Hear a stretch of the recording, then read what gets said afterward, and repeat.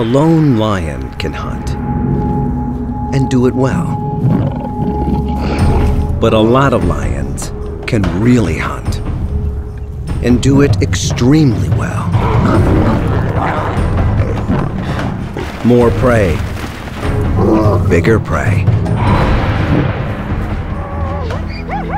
But this requires strategy, patience, and getting along with others.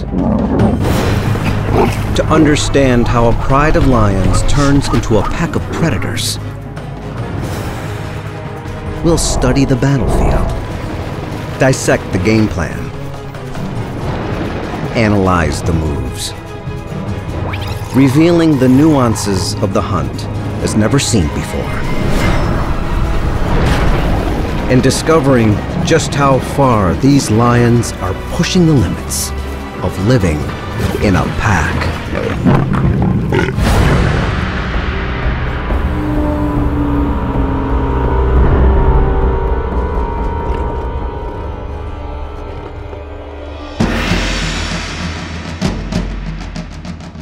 Singita, South Africa. An astounding diversity of animals thrives here.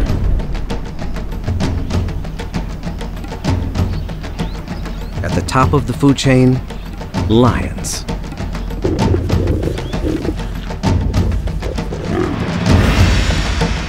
Today, a group of lions is on the hunt.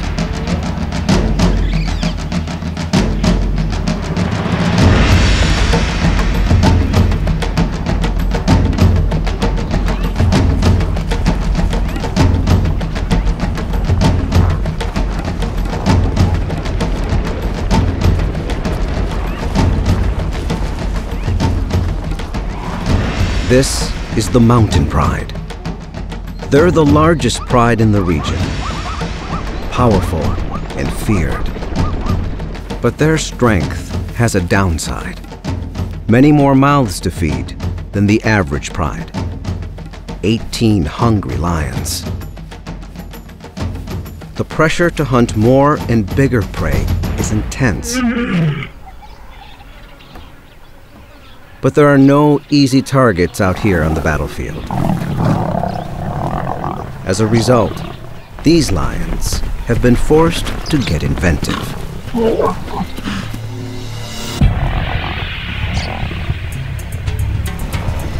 We'll witness the mountain pride deploy 3 offensive strategies: the ambush, the blitz, and the siege. Each tactic is tailored to the specific behaviors of the prey. And each member has a role to play. Like any team, there are heroes and slackers. But without true collaboration, the pride's very survival is at stake.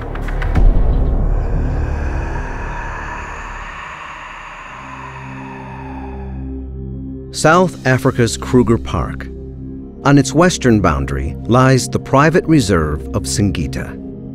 Here, the mountain pride's territory extends over 30 square miles. To keep prey on their toes, the pride moves around to different hunting locations. Today, they try their luck at a waterhole. This is an ideal setting for an ambush. A common hunting strategy for lions. But it tends to be a warm weather sport. In the dry season, there's little moisture in the vegetation. Grazing animals must come down often to drink. Lions know this. 3 females enter the waterhole zone.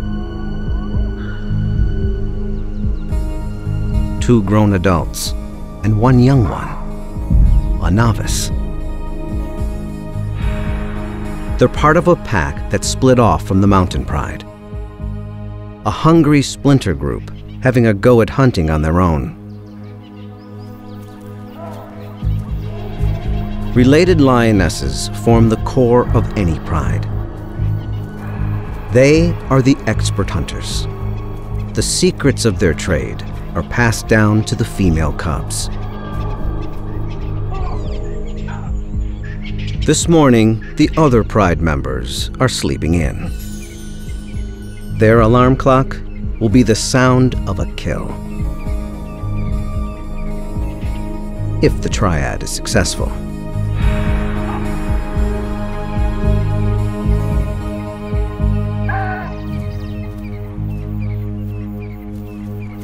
The cats take up their positions before any sign of prey. Cat 1 is equidistant to cats 2 and 3, about 70 yards apart. No cat is stationed more than 50 yards from the waterhole. This triangle formation means only one thing: the ambush. They surround the waterhole while leaving enough room for prey to enter. Experience tells them prey will likely come from this direction, then down a hill that leads to a popular drinking spot. Now they wait. The ambush requires perfecting a vital skill: patience.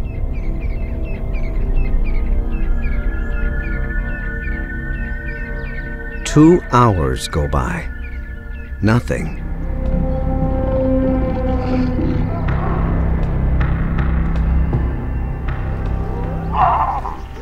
After 3 hours, a sound.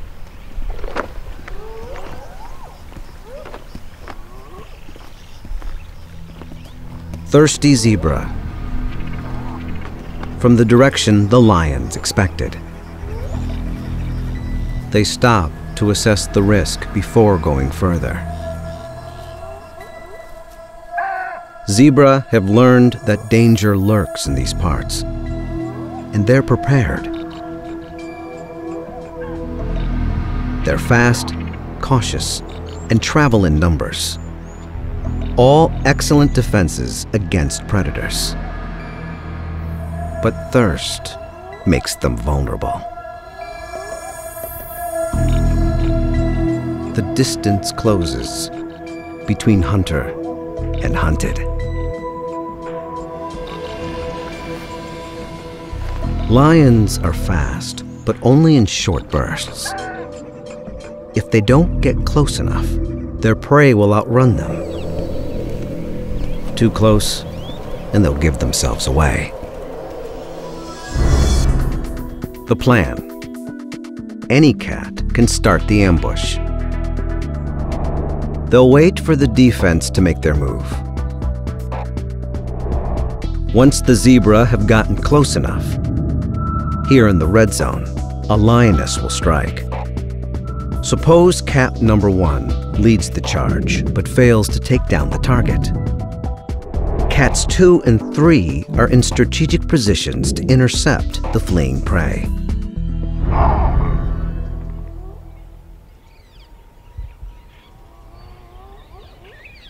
Finally, thirst trumps fear.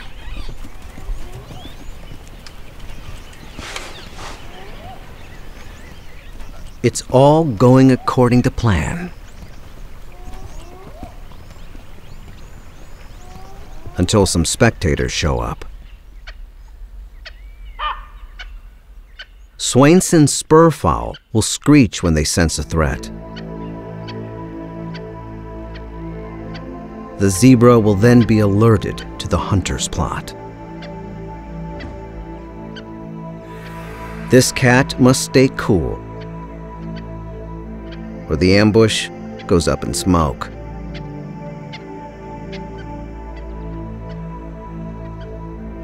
Luckily, this older lioness knows what to do. Make like a bush.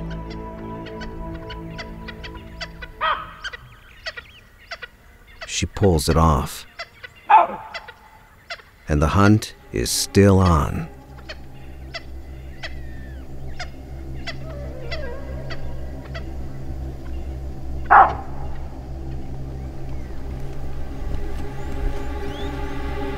Now, success relies on the last stage, the timing of the charge.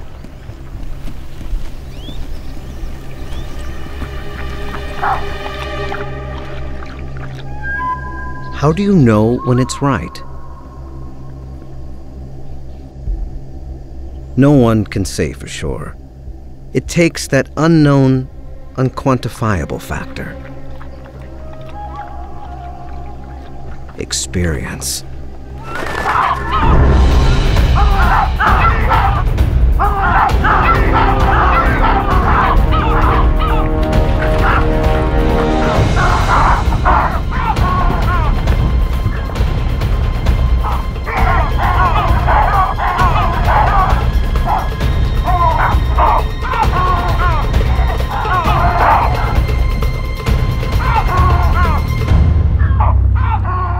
It's a bust.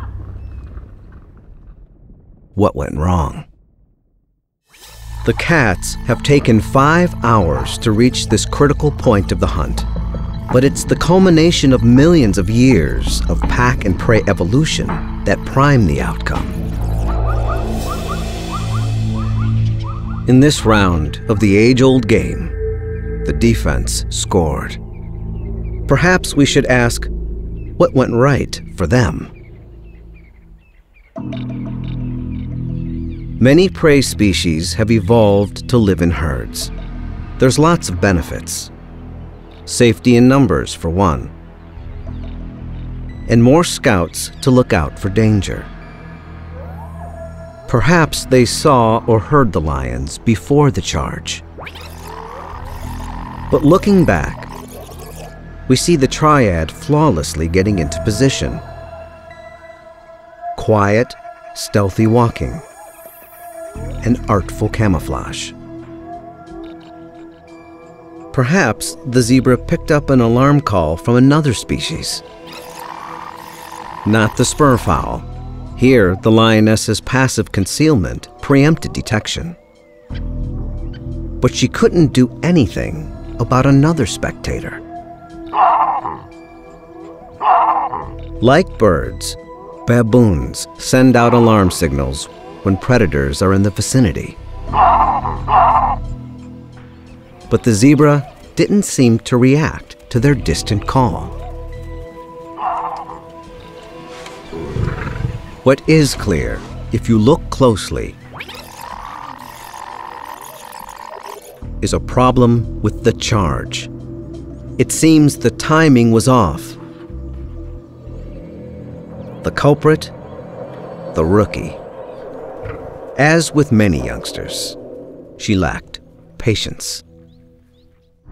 The ambush might have worked if the lioness waited for the zebra to move into the ideal position for the net to close.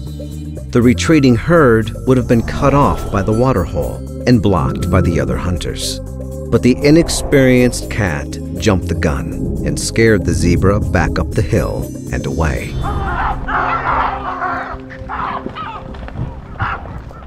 The downside of hunting in a pack? You're only as good as your weakest link.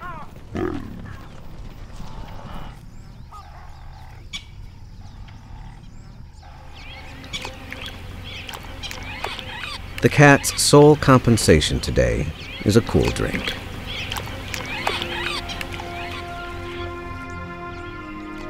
But this wasn't a waste of precious lion time. It's excellent training for the youngster, and therefore the entire pride. There's nothing like learning from losing.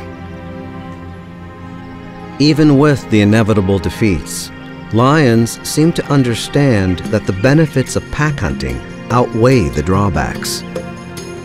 On average, the group hunt has a 1 in 3 chance of capturing and killing prey, compared to the lone hunt's 1 in 5. Still, there are advantages to going it alone. A single cat can more easily stalk unnoticed.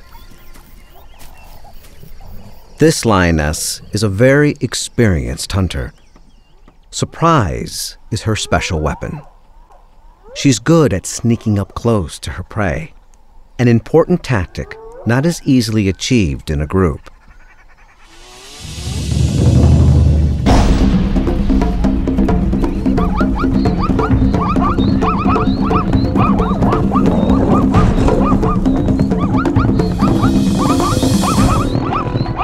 Without her perfectly adapted claws, success would be elusive. Lion claws are retractable. When a lion's not hunting, claws are kept sharp under a protective sheath. As a lion jumps on the prey's hindquarters, they release their claws and sink them into the flesh, like hooks.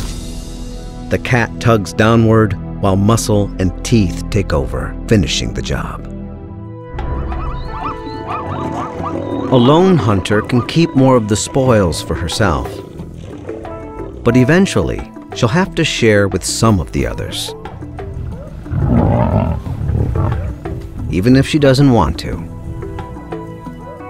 Sharing is a lion thing. Most other cats are loners, but lions depend on each other to raise their young, to defend their territory, and especially to hunt.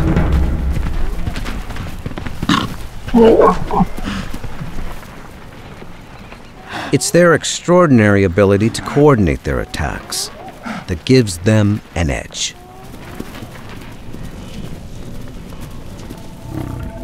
The mountain pride is skilled at the group hunt, but they're struggling. They can't seem to kill enough prey to quell their hunger. Something is getting in their way. A problem that might seem familiar to many species. Teenagers. Teenage boys. Normally, when the cubs reach 3 or 4 years, the dominant males kick them out of the pride. These elders won't tolerate sexual competition. But there are no adult males in the mountain pride. Perhaps they died or wandered off to join other prides. As a result, the young males have stayed at home. The mothers have tried to teach them to hunt, to earn their keep, but they're mostly interested in sleeping in. These hulking teenagers have the strength and appetite of adults, but they act like cubs. The mothers and sisters must hunt more to feed themselves and all these growing boys. If the females don't kill more and bigger prey, the whole pride will be in jeopardy.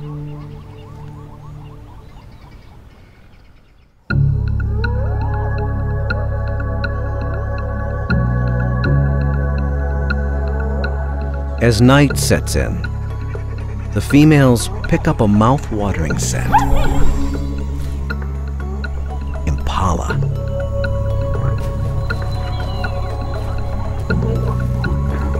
For a lion, an antelope like impala is not a lavish meal, just daily grub.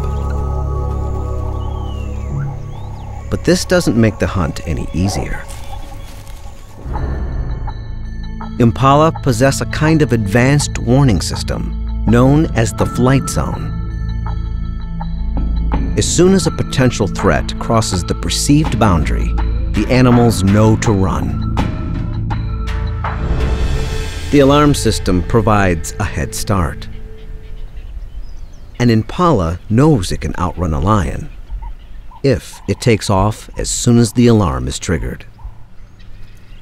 The lions must respect the flight zone, get to know it, and eventually penetrate it. They must inch as close as possible to their prey without being detected. This is because lions are built for speed, not for distance. Like all cats, they stand on the balls of their paws. This allows them to dig their toes in, bend their feet, and propel themselves forward, giving them a flying start. Their muscles snap into action. Made for the sprint, lion muscles extend over the entire length of the leg. They're fueled by glycogen, a chemical that releases a concentrated burst of energy when needed.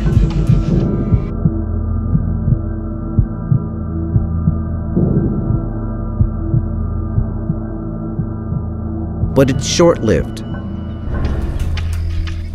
The lion may be able to hit its top speed of 37 miles per hour in a split second, but it can only maintain it for 300 feet.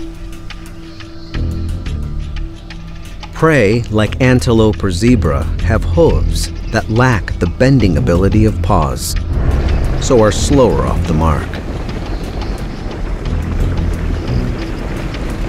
But once they get going, they can maintain their top speeds for much longer.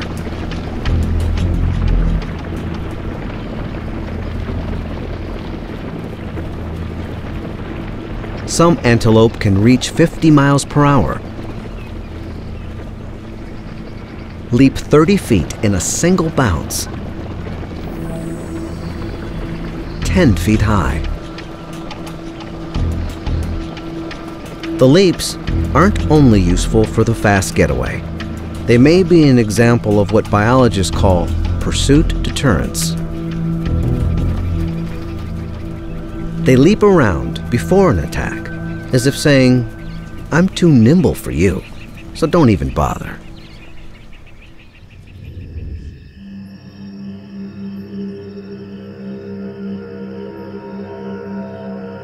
The hunters quietly slip toward the prey. Tonight, the wind comes from the east, disguising the lion's sound and scent.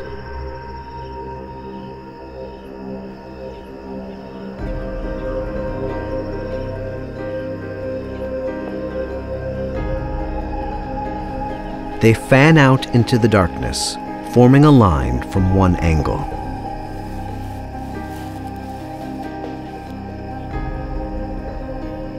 They're foregoing the ambush option. Lying in wait is useless, since their prey is already in place. Instead, the cats decide to go for another strategy.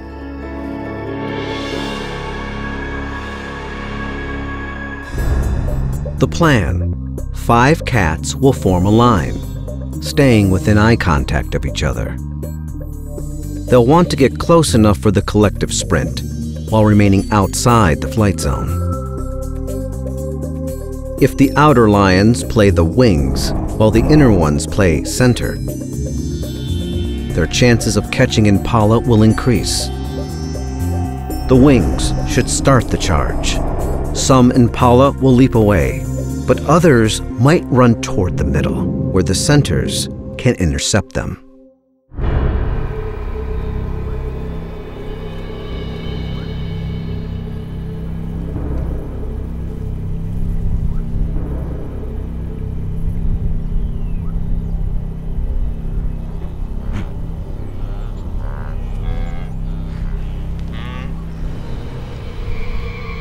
The impala sense something.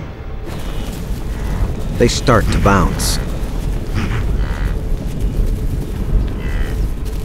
But it's just a hippo, another vegetarian fumbling in the night.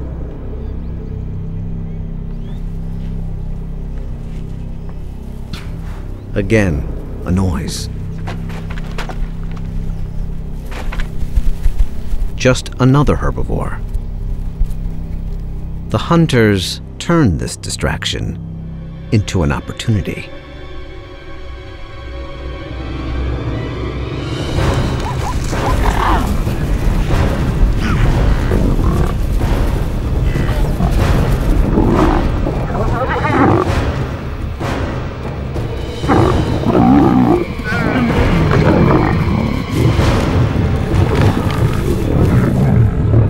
This time, it works. A stranglehold suffocates the prey. A number of important factors made this hunt a success. First, the lions accomplished the task of getting close enough to the flight zone border without incident. Second, the lions did take up their positions as wings and centers, but with a slight variation. They launched the blitz in unison, creating massive confusion, capturing an unlucky impala in the fray. Third, take a look at the defense. Their leaps were on display. For this guy, hardly a threat. The false alarms of the herbivores might have turned the impala complacent, discharging their leaps before they were useful. A lucky break for the lions. Why didn't the impala detect the real threat in advance? The lions moved into the wind, concealing their sound and smell, allowing them to close in on their prey before the attack. All these variables created the perfect storm of events, empowering the lions to make a killing. As in any battle, the outcome is determined by strategy, skill, and a little luck. Tonight, the female hunters are rewarded for pulling off their plan. But the victors will not be left in peace. Now that the moms have done all the hard work, the 8 young males show up, proving they too have a worthy skill: stealing. They leave nothing for the lionesses.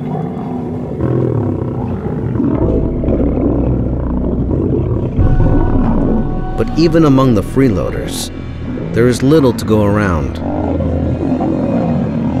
One impala weighs about 130 pounds, so would barely satisfy a couple of lions in one sitting. For us, it would be like a large family sharing one sandwich for dinner.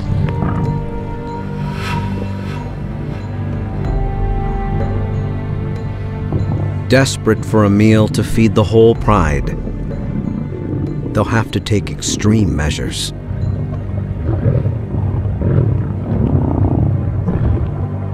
Next time, the hunters will attempt to take down the ultimate prize: the tallest animal in the world.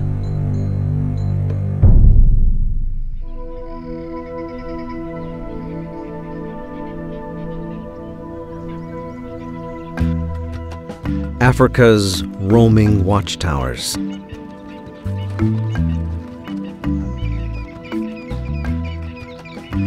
Elegant,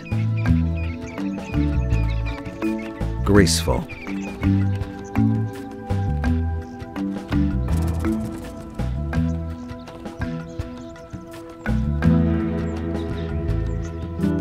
And yet, a top-notch adversary.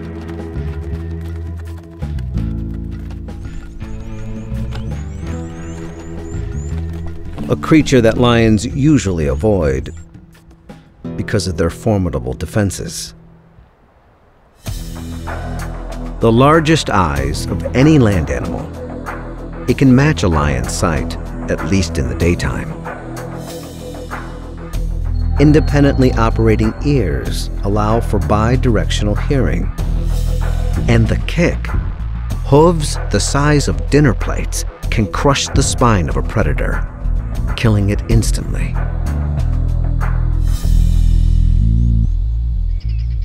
A lion hunting giraffe would be like a human tackling an elephant, bare-handed. It's no small wonder this creature has so few predators. But that doesn't stop the lions from dreaming and scheming. Why do they even bother? First, Bigger prey means more food for the oversized pride. Second, giraffe are plentiful throughout the pride's jurisdiction.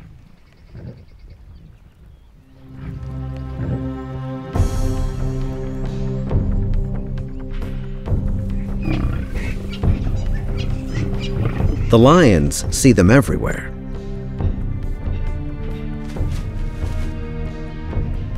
But watching giraffe is very different from hunting giraffe.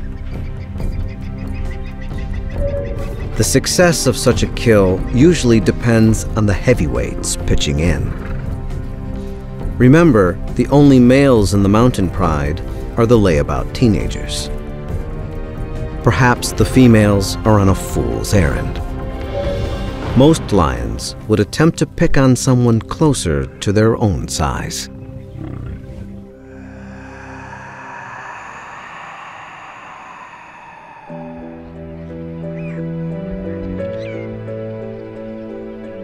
Out on the grasslands, a mother tends to her foal. It's safer here than in the dense forest. The sweeping view she's got from way up high allows her to detect predators approaching from afar. Her flight zone appears to be larger than the impalas, probably because the giraffe is a slower animal and needs more time to get a head start. Through trial and error, lions know this. They also know if they penetrate this giraffe's flight zone, she won't run. She's a mother, and she will not leave her foal behind. There's no need for an ambush or blitz. Instead, the lions come up with another plan: the siege. Ideally, this tactic requires surrounding the prey and pushing in. 2 lions will run interference, distracting the mother, while a third will sneak in and drag the foal away.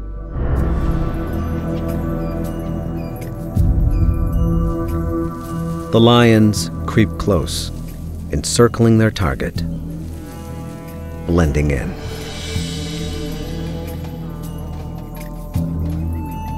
The foal gets tangled in the grass and lags behind his mother. The hunters seize the moment.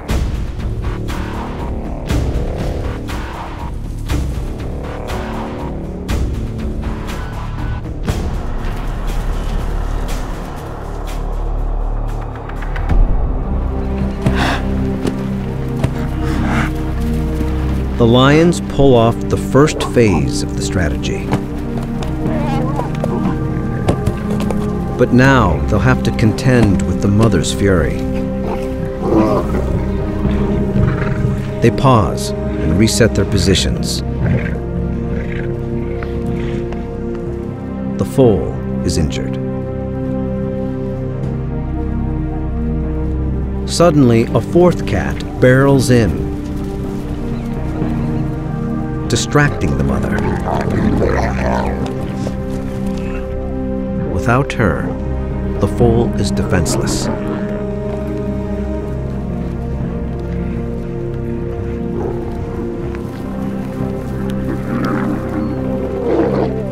But the mother returns with a vengeance.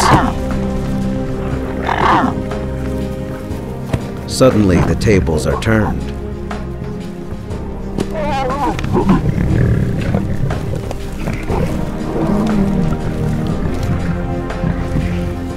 But the giraffe has made a fatal error. While lunging, her powerful hoof hits her foal. She seems to know what she has done. Perhaps fearing for her own life now, she flees.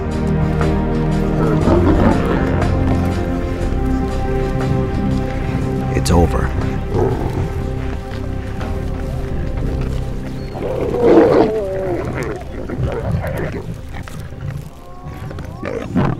In the end, the siege worked. with a couple of surprises that tipped the scale in the lion's favor. First, the fourth cat entering the scene successfully redirected the mother, letting the others sneak in. Second, the lions got lucky with the mother's terrible mistake.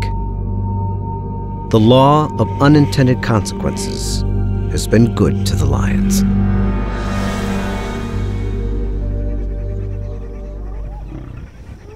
But a large lion family needs much more protein than the foal can provide. The mountain pride is hungry. They have no choice but to risk a more dangerous mission: a full-grown giraffe.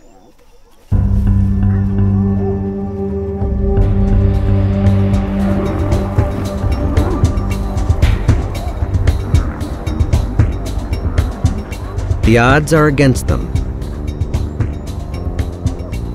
How will they go after the mighty giant? They start with a move to the right location.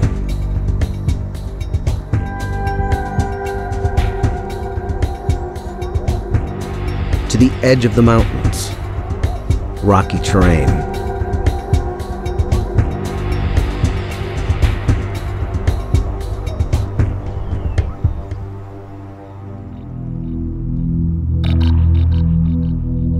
Here, the male giraffe hang out in the thick acacia trees eating.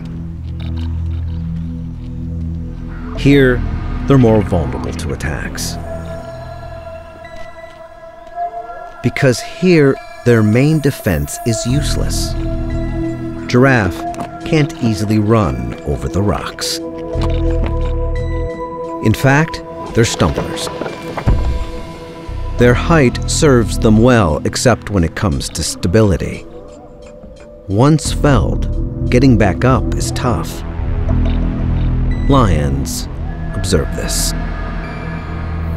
The giraffe's other excellent defense, seeing far across the grasslands, is also compromised in the forest.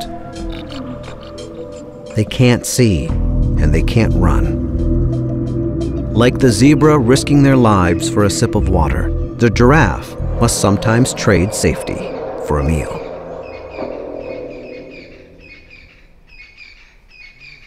The pride enters the male giraffe territory, gearing up for the challenge.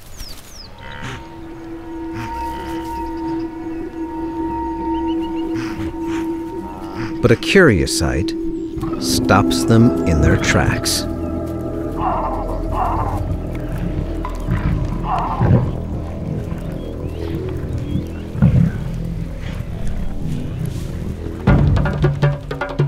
Battle of the necks. Two males duke it out to establish dominance. As they age, the bones on their skulls grow and toughen. The duel may look graceful, but a well-placed blow is like a wrecking ball crashing into the neck. A lion's life is full of surprises. But problem solving is part of the job. They definitely can't attack two giraffes. Maybe such a duel can be turned to their advantage. Surely the contenders will be exhausted after fighting.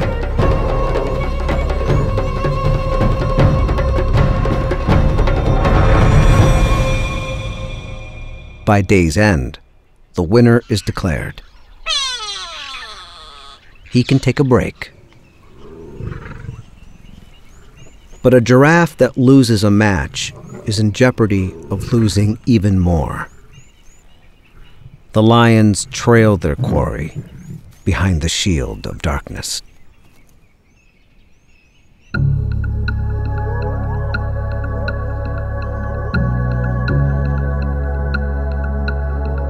The mountain pride calls in more troops.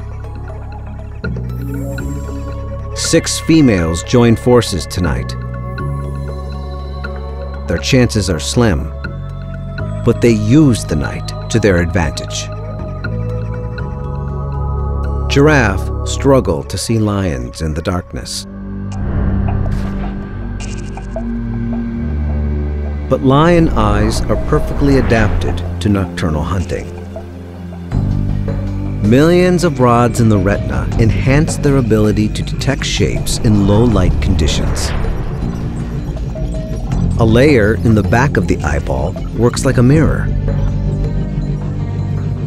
It bounces light back through the retina, making objects appear brighter. It's also responsible for the eerie glow in their eyes. The mountain pride picks up a scent in the maze of the forest.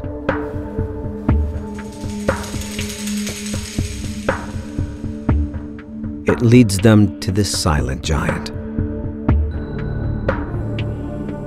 He's taken by surprise. There's nowhere for him to run. All the lions have to worry about is the kick.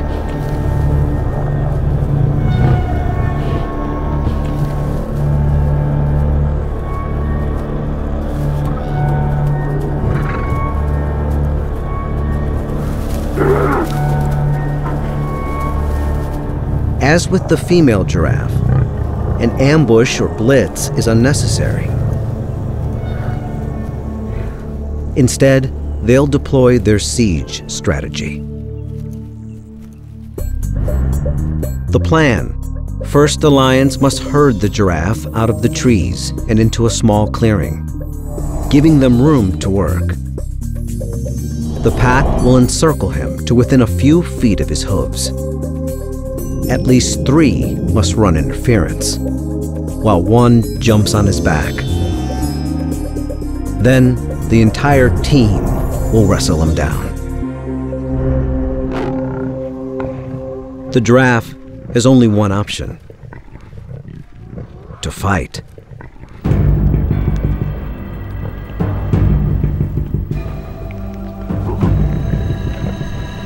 The lions attempt to flush him out of the trees.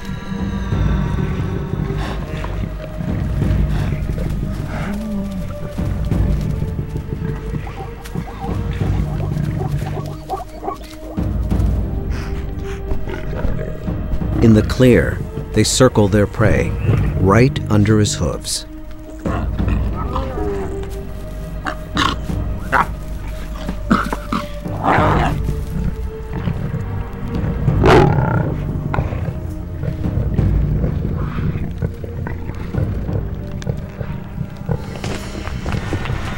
The giraffe's back kick is the most lethal. Like a fast swinging sledgehammer.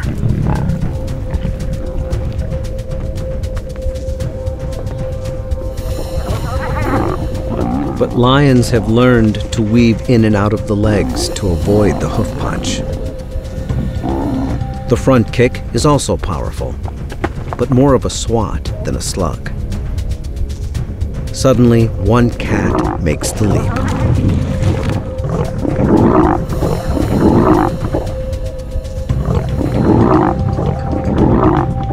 But another takes a back kick in the face.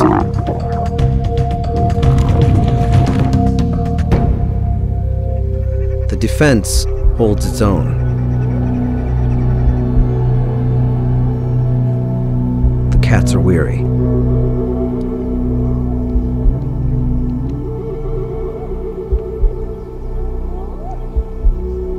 The combatants are locked in an uneasy truce.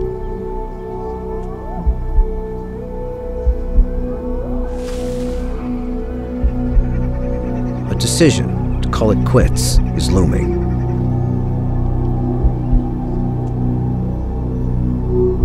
Until a surprise.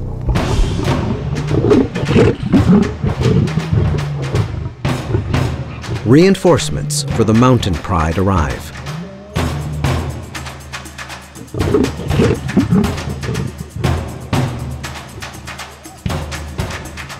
It's the young males, the ones who hardly ever worked for their food. The lionesses are relieved.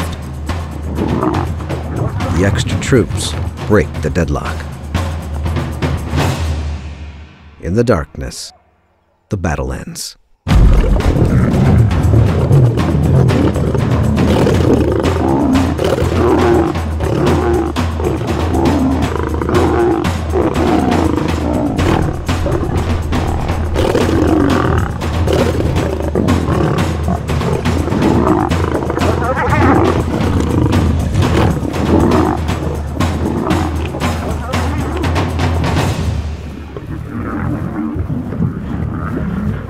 Finally, the young males earn their meal, the hard way.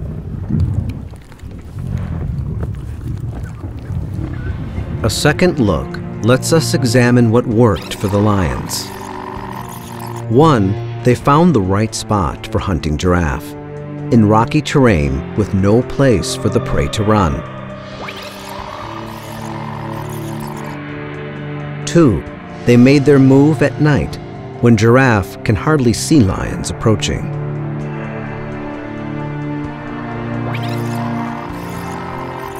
Three, after herding the giraffe into a small clearing, they closed in almost directly under him, avoiding his kick, at least for a while. 4, a few cats distracted the giraffe while one jumped on his back. This first attack may have seemed premature, but it contributed to tiring out the giraffe in the long run.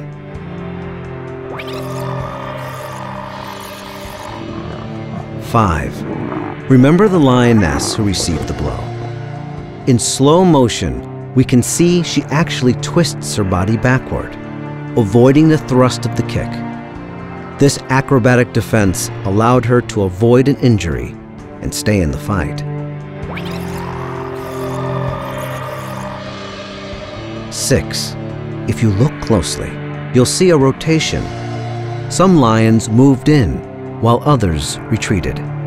They were tired, but would have been dangerously exhausted if they didn't take turns.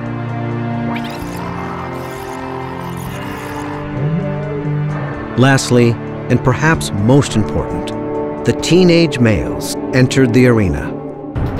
The extra muscle enabled them to control the game and defeat the giraffe.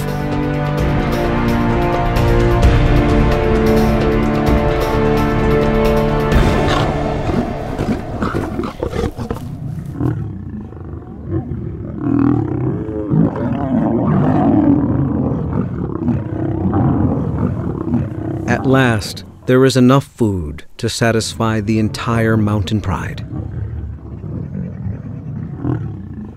It seems the young males are finally understanding the power of the pack.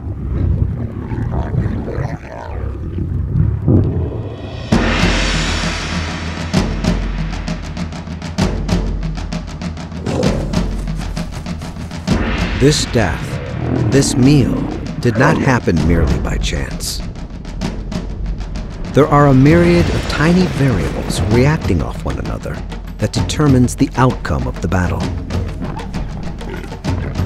The mastery of perfect timing, the fine-tuning of sensory skills, the fervent dance of defense. But it is this power of cooperation that has worked to the lion's advantage. The mountain pride has learned to take down the tallest animal in the world by pooling their expertise into team tactics.